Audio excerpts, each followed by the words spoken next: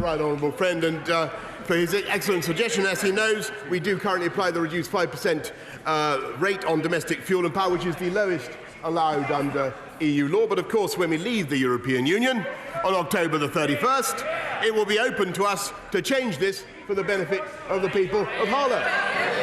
Jeremy Corbyn. Thank you, Mr. Speaker. I start by paying my deepest respects to PC Andrew Harper, who died in the line of duty. It's a reminder about the risk that he faced and police officers faced all the time, trying to protect communities. Our sympathies to his family, to his colleagues and his friends. I also, Mr. Speaker, want to send our condolences to those people affected by Hurricane Dorian that hit the Bahamas at the weekend. I'm hoping and I'm sure that the government and DFID will be doing all they can to make sure all help is sent there that's necessary. Yesterday, it was revealed, Mr. Speaker, that the Prime Minister's negotiating strategy is to run down the clock, and that the Attorney-General told the Prime Minister his belief that the European Union would drop the backstop was a complete fantasy. Are these reports accurate, or can the Prime Minister provide the detail of the proposals he's put forward to the EU?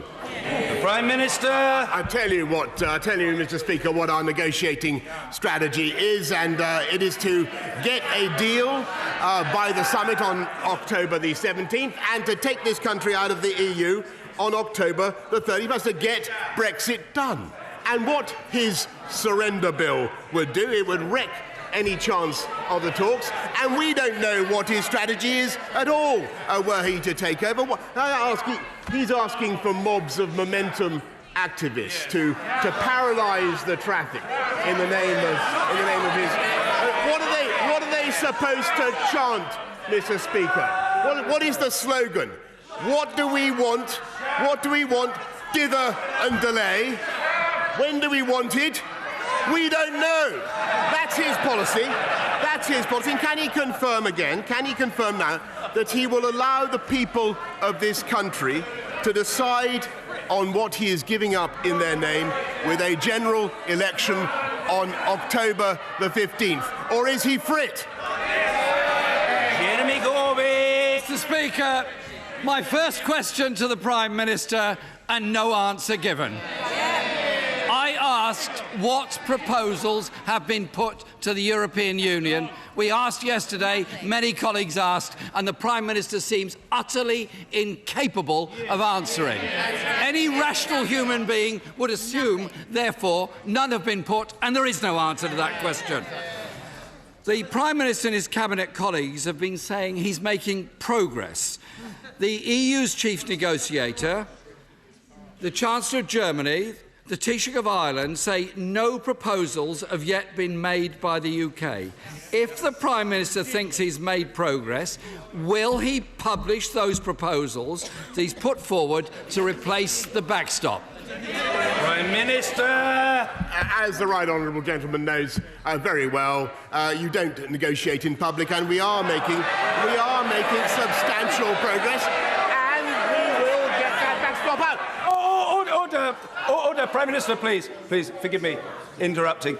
There is a long way to go. There are a lot of questions to be reached. The questions must be heard, and the responses from the Prime Minister must and will be heard. The Prime Minister. Mr. Speaker, let us be absolutely clear. This government is going to get a deal from our friends in Brussels, and we will get the backstop out.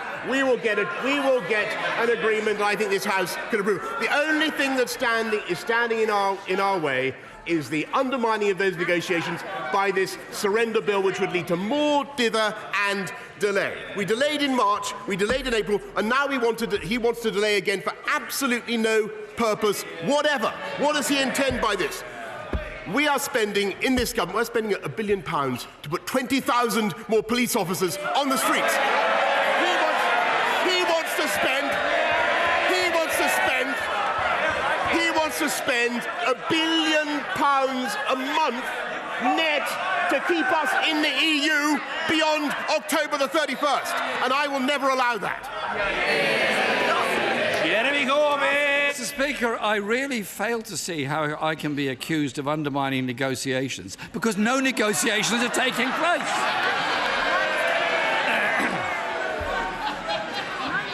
He's been Prime Minister for 6 weeks and he promised to get Brexit sorted. In 6 weeks, he's presented nothing to change the previous Prime Minister's deal, which he twice voted against. These negotiations that he talks about are a sham. All he's doing is running down the clock. At the weekend, the Chancellor of the Duchy of Lancaster said food prices will go up under no deal. Will the Prime Minister publish the Yellowhammer documents so that people can see which food prices will go up and by how much? Mr. Speaker, the Chancellor of the Duchy of Lancaster said absolutely no such thing. I can tell him that preparations for no deal, thanks to his good offices and thanks to his efforts, are very far advanced. But I tell you, the surest way of getting no deal is to undermine this country's ability to negotiate, which is what he is doing. And I have to say, Mr. Speaker, that if this bill is passed this afternoon, I have to say I don't want an election. I don't think he wants an election. But there's a petition on his own Labour. There's a petition on his own Labour website with 57,000 people, including Carol, Nigel, Graham, and Phoebe, calling for an election. I don't know whether there's a Jeremy on the list. But, Mr. Speaker, I know he's worried about free trade deals with America, but there's only one chlorinated chicken that I can see in this House, and he's on that bench. Will he confirm again? Will he confirm that he will let the people decide?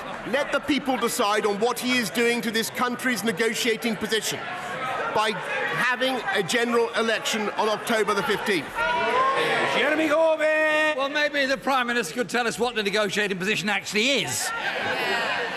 And since the question I asked, the Prime Minister may have forgotten it in his rather lengthy peroration there, that the British Retail Consortium said, and I quote, that it was categorically untrue when the Chancellor of the Duchy of Lancaster denied there would be shortages of fresh food. Mr. Speaker, I hope no more young female staff are going to be frog-marched out of Downing Street. Because there was another government leak at the weekend concerning, Mr. Speaker, there was another government leak at the weekend concerning disruption of our ports. The leaked documents written by the government in the last fortnight show no deal would lead to shortages on the shelves and of medical supplies in hospitals. People need to prepare. So can I ask the Prime Minister again, will he publish in full the Yellowhammer documents so people can see which foodstuffs are not going to be available, which medicines are not going to be supplied, and what will happen to the shortages of vital supplies in every one of our hospitals all over this country? Prime Minister! Mr. Speaker, I'm afraid that the Right Honourable Gentleman is guilty of the most shameless scaremongering. We have made ample preparations for coming out of the EU. What his party is recommending is yet... Order! It's order! Order! It's very difficult to hear the responses from the Prime Minister. Members must calm themselves. There is a long way to go. The Prime Minister. Mr. Speaker, what he is recommending is yet more dither, yet more delay, yet more uncertainty for business. What we in this government want to do is deliver on the mandate of the people. Now, he used to be a Democrat. He used to believe in upholding the referendum result. Can he say now whether he would vote in favour of leave or remain? And can he say now whether he's in favour of a second referendum or not? Jeremy Corbyn!